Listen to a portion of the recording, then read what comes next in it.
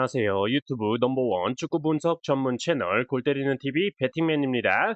자, 축구 토토 승무패 37회차 결과 1등이 나오지 않으면서 2회 연속 2월이 됐고 2월 금액은 약 12억이 2월이 됐습니다. 그래서 열심히 분석을 해서 38회차 한번 노려볼까 했는데 38회차가 주중에 유로 24 3경기와 미국 메이저리그 사커 11경기가 들어와 있죠. 이 말은 뭐냐? 분석이 안 된다. 특히나 메이저리그 사커의 경우는 지난 33회차에서 보셨듯이 메시, 수아레즈, 부츠케츠가 있는 인터마이가 홈에서 처발리고 자빠져 있는 게 메이저리그 사커이기 때문에 38회차의 경우는 더도 말고 덜도 말고 딱 24,000원으로 구매를 할 예정이고 38회차 대상 경기들이 수요일 밤 10시 경기부터이기 때문에 국내 배당은 수요일 낮에 오픈이 되겠죠. 그래서 수요일 낮에 국내 배당을 확인을 하고 수요일 오후 5시까지 멤버십분들 전용으로 유튜브 커뮤니티에 최종픽 이미지로만 공유를 드리도록 하겠습니다. 솔직한 마음으로는 메이저리그 사커 들어오면 분석이 참 의미가 없어서 구매하기도 싫은 회차인데 2월 금액이 있다 보니까 참 어쩔 수 없이 구매를 하긴 하지만 딱히 큰 기대가 되지는 않는 회차네요. 그렇기 때문에 이번 주 영상 업로드 일정은 주말 J리그와 K리그가 들어오는 39회차를 대상으로 영상을 준비할 예정이니까 많은 시청 부탁드리면서 오늘은 39회차 준비를 해야 되기 때문에 지난 주말 37회차 경기 결과들에 대해서 어떻게 이런 결과들이 나왔는지 결과 복귀해보는 시간 가져보도록 하겠습니다. 토요일이 딱 끝났을 때만 하더라도 올킬로 저는 정말 1등이 되는 줄 알고 살짝 기대를 품고 잠을 자면서 1등이 되면 아파트 대출금도 좀 갚고 차도 좀 바꾸고 싶고 뭐 이런저런 고민을 많이 했던 하룻밤이었는데 일장춘몽 일요일 날 K리그 그것도 울산과 전북 경기에서 개털릴 줄 몰랐네요. 역시 설레발은 필패인 듯 싶습니다. 자, 그러면 축구토토 승무패 37회차 결과 복귀 시작해보기 전에 좋아요 한 번씩 눌러주시고 아직 구독 안 누르고 보시는 분들은 구독 꼭 눌러주시고 좋아요 함께 눌러주시면 감사하겠습니다. 누르셨으면 시작해보도록 하겠습니다. 자, 1번 경기였죠. 포항 대 대전. 자, 이 경기 포항이 단통 무승부로 말씀을 드렸던 경기로 1대1 무승부가 나오면서 적중을 했던 경기였습니다. 포항이 리그 5경기 동안 단 1승밖에 기록하지 못했고 공격 자원들의 득점이 최근에 잘 터지지 않고 있기 때문에 흐름이 좋지 않다라고 말씀을 드리면서 공격 자원들의 최근 폼에 대해서 설명을 드렸었고 원정팀 대전의 경우는 황선홍 감독님께서 새롭게 부임을 하면서 가장 강조를 하면서 말씀을 했던 게 수비 조직력을 우선 갖추겠다라고 말씀을 하셨다라는 점 언급을 드리면서 이창근 골키퍼의 선방 능력과 황선홍 감독님의 강조한 수비적인 부분을 생각해 본다면 무승부가 가장 적합한 결과다라고 설명을 드렸고 그렇다고 대전이 포항을 상대로 원정 경기를 가서 승리하기에는 아무리 황선홍 감독님이 선임이 됐다고 하더라도 기존에 있는 자원들로는 승리까지는 못한다 설명을 드리면서 투표율 18%의 포항의 단통 무승부로 말씀을 드렸고 전반 초반 대전의 강윤성 선수가 측면 돌파 후 안쪽으로 땅볼 크로스를 해준 볼이 포항의 이동희 선수의 발에 맞으면서 포항의 자책골이 터졌고 대전이 0대1로 앞서 나갔고 그 이후에 10분 만에 포항의 허영준 선수가 헤딩 동점골을 터뜨렸고 계속 대전의 골문을 포항이 두드렸는데 역시나 포항 공격진들의 마무리 능력이 완벽하지 못했다. 골 넣을 찬스는 많았는데 대전 이창근 골키퍼의 선방과 골대 그리고 대전 선수들의 몸빵에 막히면서 1대1 무승부가 나왔던 경기였습니다. 솔직히 황선홍 감독님이 왔다고 대전이 크게 뭔가 바뀐 느낌은 없는데 상대편 공격을 막다가 가끔 한 번씩 나오는 빠른 역습은 위협적이었다라고 말씀을 드리고 싶네요. 자, 2번 경기 산토이로 대 도쿄베르. 자, 이 경기는 기본적인 경기력만 비교를 해봐도 산토이로의 승리를 선택하는 게 맞다라고 말씀을 드렸던 경기였습니다. 산토이로가 두들기고 두들겨도 골이 안 터지는 상황이 나온다고 해도 세트피스 한 방을 통해서라도 결국에는 도쿄베르가 무너질 수 있는 경기다라고 설명을 드렸었고 도쿄베르가 이번 시즌 최다 연승인 2연승을 기록 중인데 산토이로 원정을 가서 3연승을 기록할 거란 생각은 들지가 않는다 언급을 드리면서 산토이로의 단통 승리 말씀을 드렸고 산토이로가 4대1 대승을 거두면서 적중을 했던 경기였습니다. 경기였습니다. 역시나 첫 골은 산프이로가 프리킥 세트피스 상황에서 도쿄베르가 헤딩으로 걷어낸 볼을 카토무치키 선수가 득점으로 연결을 시켰고, 두 번째 골 역시 코너킥 세트피스 상황에서 소테리오 선수의 헤딩골, 세 번째 골은 산프이로의 골키퍼가 뻥 차준 볼을 카토무치키 선수가 기가 막힌 퍼스트 터치를 하면서 소테리오 선수에게 밀어주면서 가볍게 득점에 성공을 했죠. 그리고 네 번째 골은 후반전에 교체 투입된 비에이라 선수가 헤딩골을 성공시키면서 4대 0으로 압도적인 승기를 잡았었고, 후반 로즈타임 경기 종료 직전 도쿄베르디가 불쌍했는지 헤딩골 하나를 내주면서 4대 1로 산프이로가 대승을 기록하면서 적중을 했던 경기였습니다. 자, 3번 경기 교토상가 대 삿포로였죠. 이 경기는 J리그의 꼴찌 싸움, 도찐 개찐 경기이기 때문에 누가 이긴다 판단하기가 어렵지만, 그래도 홈팀인 교토상가의 승무 투픽이면 패스할 수 있는 경기다라고 말씀을 드렸었습니다. 교토상가가 이번 시즌 홈에서 단 1승도 없지만, 원정팀 삿포로의 경우는 원정에서 1승도 없는 팀이고, 주축 공격 자원인 아사노 유야, 아오키 료타 선수가 햄스트링 부상으로 빠져있는 점 말씀을 드렸었고, 기본적으로 삿포로가 점유율을 교토상가보다 많이 가져가는 팀인데, 교토상가는 원래 낮은 점유율일 때 공격이 잘 되는 팀이기 때문에 이번 시즌 J리그 최다 실점으로 꼴찌를 달리고 있는 삿포로를 상대로 홈 첫 승 기록할 수 있는 타이밍이다라고 말씀을 드렸었습니다. 그래도 안전빵으로 무승부는 받쳐서 가야 될 것 같다 언급드리면서 교토상가 승무 투픽으로 말씀을 드렸고, 결과는 2대 0으로 교토상가가 말씀드렸던 대로 점유율을 42%, 삿포로보다 낮게 가져갔지만 승리하는 모습을 보여줬습니다. 역시나 삿포로가 왜 이번 시즌 J리그 최다 실점팀인지 알 수가 있었던 게, 교토상가가 넣은 두 골도 사실상 삿포로의 수비 실책이었기 때문에 교토상가가 잘했다라고 하기에는 좀 민망한 경기였습니다. 자, 4번 경기 세레소 오사카 대 우라와. 자, 이 경기는 경기력적으로는 승무패 선택하기가 어렵기 때문에 골대법으로 폴더스 줄이기 계산 결과를 바탕으로 무승부가 나올 확률이 가장 적은 경기였다 언급을 드렸었고, 세레소 오사카는 이번 시즌 최다 연속 무승부인 2연속 무승부를 기록 중이라는 점, 우라와는 이번 시즌 2연속 무승부가 없었다라는 패턴적인 측면까지 포함을 해서 무승부는 없다, 세레소 오사카의 승패 투픽으로 말씀을 드렸고, 세레소 오사카가 2대 1로 승리를 하면서 적중을 했던 경기였습니다. 첫 골은 세레소 오사카의 페르난데스 선수가 굉장히 멀리에서 프리킥을 찼는데, 우라와 골키퍼가 너무나도 좀 앞으로 많이 나와 있는 바람에 조금은 우라와 골키퍼의 실책성 득점이지 않았나 생각이 들고, 세레소 오사카의 두 번째 골 역시 코너킥 상황에서 수비가 걷어낸 볼을 오쿠다 하야토 선수가 뛰어들어오면서 중거리 슛을 때린 게 기가 막힌 궤적으로 들어갔죠. 다시 차라고 하면 아마 못 차지 않을까 싶네요. 세레소 오사카가 2대 0으로 앞서가다가 후반전에 교체 투입된 우라와의 브라이언 린센 선수에게 헤딩골을 먹히면서 2대 1이 됐고, 경기는 그대로 더 이상 득점 없이 세레소 오사카의 승리로 끝이 나면서 적중을 했던 경기였습니다. 기본적인 경기 내용 자체는 확실히 세레소 오사카가 좋았던 경기였고, 레오 세아라 선수가 확실히 세레소 오사카의 에이스 역할을 잘 해주더라고요. 자, 5번 경기 광주 대 김천상무.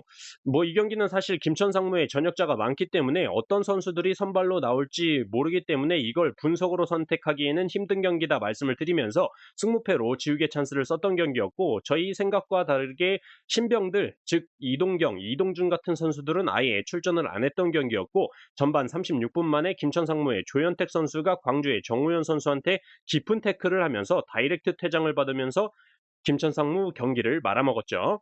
광주가 계속 두들기고 두들기다가 후반전에 박태준 선수의 헤딩골, 그리고 경기 종료 직전 엄지성 선수의 추가 득점까지 터지면서 2대 0으로 승리를 했던 경기였습니다. 6번 경기 강원FC 대 수원FC. 이 경기 강원의 이번 시즌 윤정환 감독님 체제에서 굉장히 탄탄한 빌드업 축구를 보여주고 전술적인 내용도 말씀을 드렸었고, 워낙 공격의 양민혁, 야고, 이상원 선수가 이번 시즌 굉장히 좋은 활약을 보여주고 있기 때문에 강원의 승리를 보지만, 이번 시즌 센터백으로 포지션 변경을 한 이기혁 선수가 경고 누적으로 출전하지 못한다라는 점과 중원의 김희석 선수 역시 부상으로 출전을 하지 못한다라는 점, 그리고 패턴적으로 강원이 이번 시즌 최다 연승인 4연승을 기록 중이라는 점에서 무승부 함께 가져가야 된다. 그래서 강원의 승무 투픽으로 말씀을 드렸었는데, 정말 이 강원의 양민혁 선수 물건이더라고요. 경기 전에 이달의 선수상을 받고, 윤정환 감독님은 이달의 감독상을 받고, 그렇게 경기를 기분 좋게 시작을 했는데 왜 상을 받았는지 증명이라도 하듯이 양민혁 선수 날라다녔습니다. 첫 번째 골 강원의 유인수 선수의 득점이었는데, 그 찬스가 나게 된 기점이 수원FC의 강상윤 선수의 드리블을 양민혁 선수가 저지를 하면서 볼을 뺏어냈고 그게 득점 찬스로 이어졌던 상황이었죠. 그리고 그 이후에 수원FC의 에이스 이승우 선수가 1대1 동점을 만들어내긴 했지만 1분 만에 야고 선수에게 실점을 하면서 2대1로 강원이 다시 앞서 나갔죠. 그리고 강원의 고등학생 최고 스타 양민혁 선수가 세 번째 골을 터뜨렸는데 뭐 영상 안 보신 분들은 찾아보시면 아시겠지만 그 슛하기 전에 모션 자체가 이 확실히 물건이다라는 걸 느낄 수 있는 모습이었습니다. 결과적으로 3대1 강원이 승리를 한 경기였는데 경기 보는 내내 양민혁 선수 보는 재미가 있던 경기였고 강원이 이번 시즌 최다 연승 5연승까지 지금 기록을 했는데 연승이 언제까지 갈 수 있을지도 K리그 관전 포인트 중에 하나가 될 수 있겠네요. 자, 7번 경기 후쿠오카 대 사간도스. 자, 이 경기 후쿠오카가 경기력적으로는 승리할 수 있겠지만 이번 시즌 최다 연승인 2연승을 기록 중이기 때문에 승무에서 고민을 하다가 최다 연승인 3연승은 힘들지 않을까 해서 패턴적인 측면을 좀 더 생각을 해서 단통 무승부로 선택을 했던 경기였는데 그냥 경기력대로 후쿠오카가 2대 0으로 승리를 하면서 아쉽게 틀려버린 경기였습니다. 후쿠오카의 첫 번째 골은 사간도스 수비 실책으로 인한 후쿠오카 사토료가 선수의 득점이었고 두 번째 득점은 크로스 올라온 볼을 웰링턴 선수가 헤딩으로 성공시키면서 2대 0 승리를 만들어냈죠. 사간도스가 점유율만 높았지 후쿠오카의 공격에 맥을 못 쳤던 경기였습니다. 8번 경기 가시마 대 니가타. 이 경기는 일단 가시마가 이번 시즌 기록적인 면에서 너무나도 앞서고 있었고 이번 시즌 홈에서 유일하게 1패도 없는 팀이라서 주중컵 경기에서 어느 정도 로테이션을 돌렸지만 페널티킥까지 가는 경기를 치른 니가타를 상대로 무난하게 홈에서 승리할 수 있지 않을까 생각을 했던 경기였고 패턴적인 부분에서 가시마가 이번 시즌 최다 연승인 4연승을 기록 중이었기 때문에 무승부에 대한 이변 가능성이 있어서 승무 투픽으로 선택을 하려다가 37회차 투표일 1위 경기가 부러지기는 조금은 무리가 있다라고 생각이 들어서 가시마의 단통 승리로 선택을 했는데 결과는 1대1 무승부가 나오면서 이변이 터진 경기였습니다. 첫 골이 니가타에서 먼저 나왔지만 후반전에 교체 투입된 가시와의 후지 토모야 선수가 동점골을 기록했고 경기 전반적으로 니가타가 가시마를 상대로 승리할 수도 있었던 경기지 않았나 생각이 들 정도로 좋은 경기력을 보여줬던 경기였습니다. 9번 경기 FC 도쿄 대 이와타. 이 경기는 제가 과감하게 FC 도쿄의 단통 패배를 말씀을 드리면서 이변을 노렸었던 경기였는데 제가 생각했던 대로 이와타가 코너킥 세트피스 상황에서 시카르도 선수가 헤딩골을 터뜨리면서 투표율 12% 이와타가 0대 1로 앞서 나갔고 저는 FC 도쿄의 단통 패를 선택을 했기 때문에 제발 이대로 끝나라 기도를 하고 있었는데 역시나 두드리면 열린다. FC 도쿄가 계속 두들기니까 결국에는 후반 84분에 안자이소마 선수의 헤딩 동점골이 터지면서 1대1 무승부로 끝이 난 경기였습니다. 솔직히 이와타가 헤딩골 외에는 FC 도쿄에 완전히 밀렸고 수비적으로도 이 수비 라인 정렬이 안 되는 장면도 많이 보였기 때문에 FC 도쿄가 이겨야 되는 경기였으나 이와타가 좀 운이 좋았다라고 말씀을 드릴 수 있겠네요. 자, 10번 경기 나고야 대 쇼난. 자, 이 경기는 이번 시즌 경기 기록을 보면 당연히 나고야가 앞서지만 공격 자원의 캐스퍼 준커 선수가 햄스트링 부상으로 빠져 있다라는 점과 나고야가 홈에서 득점은 줄어들고 실점이 늘어나는 기록 언급을 드렸었죠. 그리고 가장 중요하게 말씀을 드린 게 쇼난의 경우가 도깨비 팀이다. 뜬금포 경기력을 보여줄 때가 많다 말씀을 드리면서 배당적인 부분에 대해서 설명을 드렸죠. 나고야의 무와 패배당이 3.15배당으로 동일하게 나와 있는데 쇼난이 원정에서 3.15배당을 2020년부터 지금까지 4번을 받았는데 4번 모두 무승부가 나왔었다라는 점 강조를 드리면서 나고야의 단통 무승부로 말씀을 드렸고 1대1 무승부가 나오면서 적중을 했던 경기였습니다. 첫 번째 골은 역시나 나고야가 측면에서 크로스 올려준 볼을 나가이 켄스케 선수가 뛰어들어오면서 인사이드로 침착하게 마무리를 지었는데 후반전에 쇼난의 오노세 코스케의 이번 시즌 득점이 한 개도 없던 선수가 뜬금포로 득점에 성공을 하면서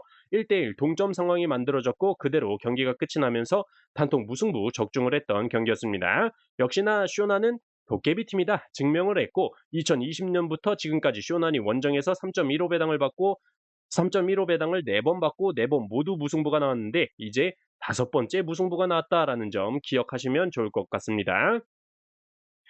11번 경기 간바 오사카 대 가시와. 이 경기는 최근 경기력 비교해 볼 때 간바 오사카의 승무 투픽이면 무조건 패스할 수 있는 경기다 말씀을 드렸고, 간바 오사카의 승리로 선택을 하려다가 이번 시즌 최다 연승인 3연승을 기록 중인 간바 오사카이기 때문에 무승부로 한번 부러질 때가 됐다 생각을 했고, 최근 2년간 축구토토 승무패에서 11번 경기에서 14회 연속으로 무승부 결과가 안 나온 적은 없었기 때문에 이런 패턴적인 측면들 때문에 무승부 함께 가져가야 된다 말씀을 드리면서 간바 오사카의 승무 투픽으로 선택을 했는데, 결과는 2대1로 간바 오사카의 승리로 끝이 나면서 적중을 했고, 앞서 말씀드린 11번 경기에서 14회 연속으로 무승부 결과가 안 나온 적은 없었다라는 패턴이 14회 연속으로 무승부 결과가 안 나오면서 38회차 11번 경기, 어떤 경기인지는 모르겠지만 무승부 무조건 가져가야 되지 않을까 생각이 되네요.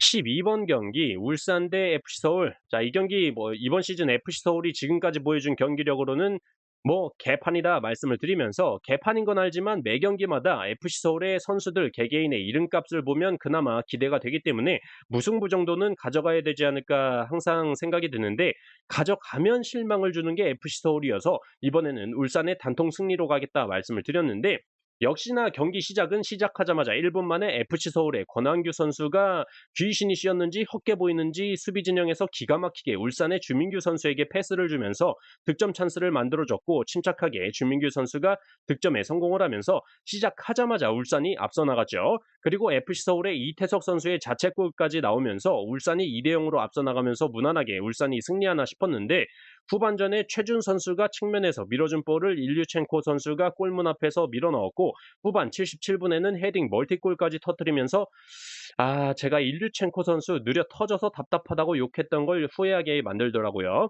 확실히 골 결정력만큼은 터져줄 때 터져주는 선수인 것 같네요.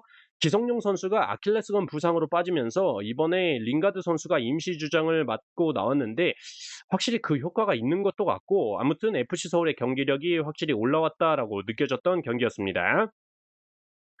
자, 13번 경기 전북 현대 대 인천 유나이티드. 자, 이 경기도 저는 김두영 감독 선임 이후 홈에서 첫 경기이고, 지난 원정 두 경기에서 경기력이 확실히 달라진 모습을 보여줬었기 때문에 이번 홈 경기에서는 충분히 승리할 수 있다 말씀을 드리면서 전북의 단통 승리로 선택을 했는데, 이 경기 역시나 울산 경기처럼 전북이 2대0으로 앞서고 있던 경기였는데, 진짜 문선민 선수의 멀티골 말고도 득점 기회가 많았던 전북이었는데, 전병관 선수가 리그 초반에 좀 결정력이 있어 보였는데 진짜 더럽게 놓치더라고요. 그리고 인천의 중거리 슛 두 방을 먹히면서 2대2 동점이 됐는데, 이날 사실 심판 판정에도 좀 석연치 않은 판정들이 있었고, 경기 막판 송민규 선수와 신진호 선수의 싸움도 나면서 이날 개판이었다. 송민규 선수가 페널티 박스 안에서 넘어지는 장면이 있었는데, 신진호 선수가 이제 송민규 선수한테 "야, 이 헐리우드 액션 하지 마." 이렇게 얘기를 하니까 송민규 선수가 이런 "씨발라먹을." 하면서 짱욕을 날려버리니까, 이 우리나라 동방예의지국에서 11살이나 어린 놈의 새끼한테 짱욕을 먹으니 개빡친 신진호가 한판 붙은 상황이었죠. 아무튼 신진호 선수도 개빡쳤지만 저 역시도 경기 막판 2대2 동점 상황이 되면서 개빡쳤던 경기였습니다. 자, 14번 경기 대구 대 제주 유나이티드. 자, 우선 이 경기는 제주의 경우가 강원과의 경기에서 주전 수비 자원인 송주훈 선수가 부상으로 빠졌기 때문에 이번 경기에 출전 불가능하다라는 점, 공격 자원인 유리 조나탄 선수와 진성욱 선수가 출전을 하지 못하기 때문에 수비와 공격에 손실이 있는 게 굉장히 커 보이는 제주다라고 말씀을 드렸었는데, 어떤 분께서 최종픽 영상에 댓글로 유리 조나탄 선수는 합류를 했고, 주장 임채민, 김건웅, 김동준 등 포지션별 부상 선수가 대거 복귀를 했는데 잘못 알고 계신 것 같다면서 댓글을 남겨주셨는데, 유리 조나탄 선수 경기 출전 안 했죠. 그리고 임채민, 김건웅, 김동준 선수는 최종픽 영상에서 언급도 안 했는데 왜 그렇게 댓글을 쓰셨는지 모르겠더라고요. 어쨌든 이 경기는 득점력 고작끼리의 대결이다라고 정리를 드리면서, 무승부가 나오든 한 골차 꾸역승이 나올 경기다라고 말씀을 드리면서, 저는 홈에서 그래도 대구가 이번 시즌 최다 연패인 3연패 끊을 것이다. 그래서 대구의 승과 무중에서 그래도 무승부가 가깝지 않을까,